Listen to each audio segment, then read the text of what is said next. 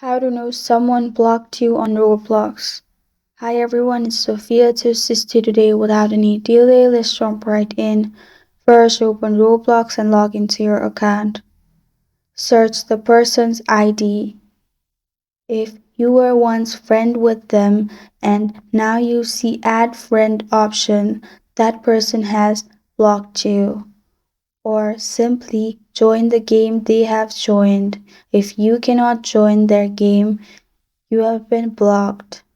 Or while searching their ID, if you don't find their ID, then it's most likely that person has blocked you.